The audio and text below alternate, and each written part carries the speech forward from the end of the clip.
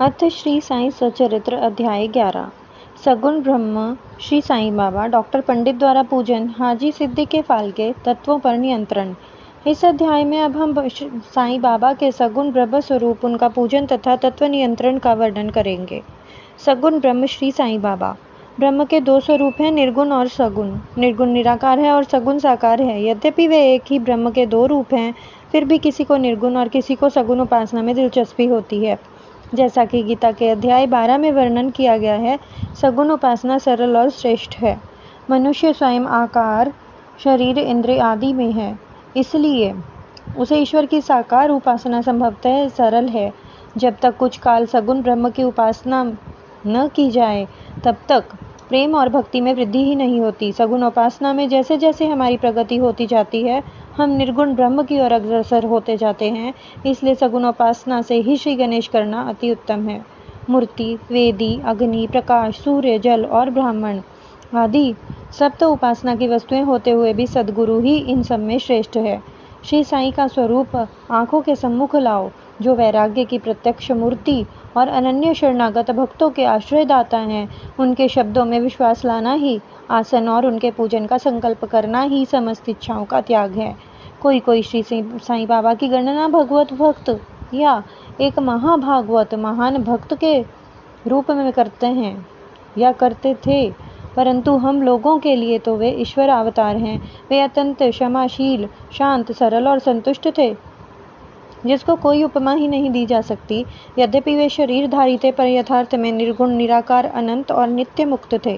गंगा नदी समुद्र की ओर जाती हुई मार्ग में ग्रीष्म से व्यथित अनेक प्राणियों को शीतलता पहुंचाकर आनंदित करती, फसलों और वृक्षों को जीवन दान देती और जिस प्रकार प्राणियों को शुद्ध शांत करती है, उसी प्रकार श्री साईं बाबा संत जीवन व्यतीत करते हुए भी दूसरों को सांत्वना और सुख पहुंचाते हैं। भगवान श्री कृष्ण ने कहा है, संत ही मेरी आत्मा है, वे मेरी जीवित प्रतिमा और मेरे ही विशुद्ध स्वरूप हैं।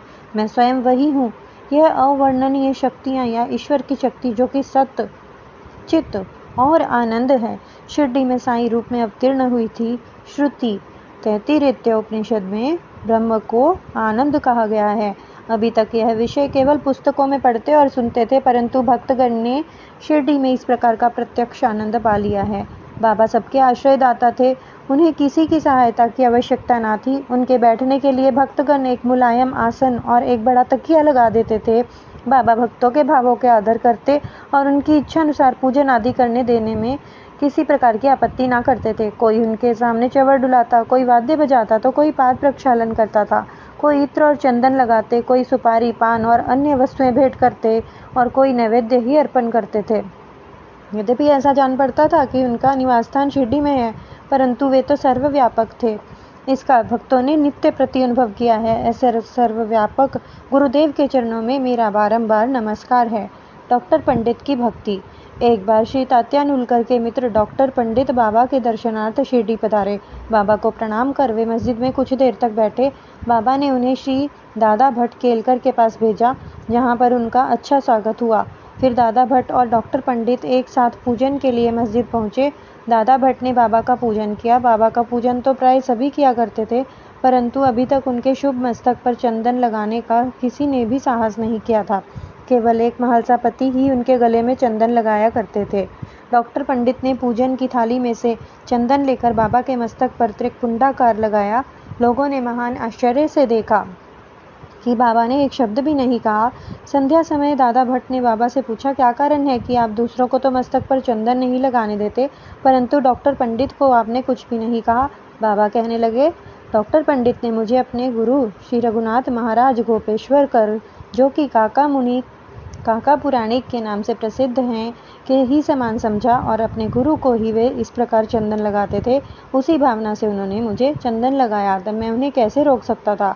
पूछने पर डॉक्टर पंडित ने दादा भट्ट से कहा कि मैंने बाबा को अपने गुरु काका पुराणिक के समान ही जानकर उन्हें त्रिपुंडाकार चंदन लगाया है, जिस प्रकार मैं अपने गुरु को सदैव लगाया करता था। यद्यपि बाबा भक्तों को उनकी इच्छा अनुसार ही पूजन करने देते थे, परंतु कभी कभी उनका व्यवहार विचित्र हो ही जाया करता था। जब कभी वे पूजन की थाली फेंक कर रुद्रावतार धारण कर लेते थे, तब उनके समीप जाने का साहस किसी को न हो सकता था। कभी वे भक्तों को झिड़कते और कभी मोम की तरह नरम होकर शांति तथा क्षमा की मूर्ति से प्रतीत होते थे। कभी कभी वे क्रोधावस्था में कंपायमान हो जाते और उनके लाल नेत्र चारों ओर घूमने लगते थे। तथापि उनके अंतःकरण में प्रेम और मातृ स्नेह का स्तोत्र बहा ही करता था। भक्तों को बुलाकर वे कहा करते थे कि उन्हें तो कुछ ज्ञात ही नहीं है कि वे कब उन पर क्रोधित हुए। यदि यह संभव हो कि माताएं अपने बालकों को ठुकरा दें और समुद्र नदियों को लौटा दें, तो ही वे भक्तों के कल्याण की भी उपेक्षा कर सकते हैं। वे तो भक्तों के समीप ही रहते हैं और जब भक्त उन्हें पुकारते हैं तो वे तुरंत ही उपस्थित हो जाते हैं। वे तो सदा भक्तों के प्रेम के भूखे हैं। हाजी सिद्दीक फाल्के। यह कोई नहीं कह सकता कि कब श्री साईं बाबा अपने भक्त को अपना कृपा पात्र बना लेंगे। यह उनकी सदिच्छा पर निर्भर था। हाजी सिद्दी फाल्के की कथा इसी का उदाहरण है। कल्याण निवासी एक यवन जिनका नाम सिद्दीक फाल्के था, मक्का शरीफ की हज करने के बाद शिरडी आए। वे चावड़ी में उत्तर की ओर रहने लगे। वे मस्जिद के सामने खुले आंगन में बैठा करते थे। बाबा ने उन्हें 9 माह तक मस्जिद में प्रविष्ट होने की आज्ञा नहीं दी और ना ही मस्जिद की सीढ़ी चढ़ने दी। फाल्के बहुत निराश हुए और कुछ निर्णय ना कर सके कि कौन सा उपाय काम में लाया जाए। लोगों ने उन्हें सलाह दी कि आशा ना त्यागो, श्यामा श्री साईं बाबा के अंतरंग भक्त हैं। तुम उनके द्वारा बाबा के पास पहुंचने का प्रयत्न करो। जिस प्रकार भगवान शंकर के पास पहुंचने के लिए नंदी के पास जाना अवश्य होता है, उसी प्रकार बाबा के पास भी श्यामा के द्वारा ही पहुंचना चाहिए। फाल्के को यह विचार उचित प्रतीत हुआ और उन्होंने श्यामा से सहायता की प्रार्थना की। श्यामा ने भी आश्वासन दे दिया और अवसर पाकर वे बाबा से इस प्रकार बोले कि बाबा, आप उस बूढ़े हाजी को मस्जिद में किस कारण से आने नहीं देते? अनेक भक्त स्वेच्छापूर्वक आपके दर्शन को आया जाया करते हैं। कम से कम एक बार तो उसे आशीष दे दो। बाबा बोले, श्यामा, तुम अभी नादान हो। यदि फकीर अल्लाह ही नहीं आने देता तो मैं क्या करूं? उनकी कृपा के बिना कोई भी मस्जिद की सीढ़ियां नहीं चढ़ सकता। अच्छा, तो तुम उससे पूछो कि क्या वह 12वीं कुएं की निचली पगडंडी पर आने को सहमत है।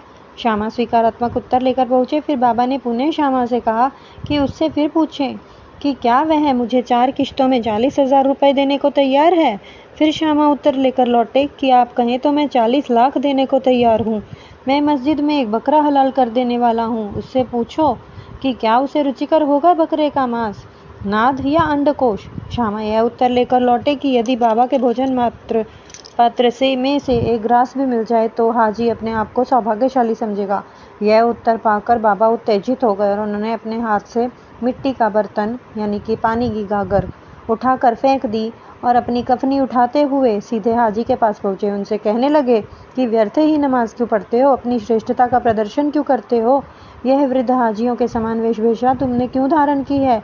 क्या तुम कुरान शरीफ का इस प्रकार पठन करते हो? तुम्हें अपने मक्का हज का अभिमान हो गया है, परंतु तुम मुझसे अनभिज्ञ हो। इस प्रकार डांट सुनकर हाजी घबरा गया। बाबा मस्जिद को लौट आए और कुछ आमों की टोकरियां खरीद कर हाजी के पास भेज दी। वे स्वयं भी हाजी के पास गए और अपने पास से 55 रुपये निकाल कर हाजी को दिए।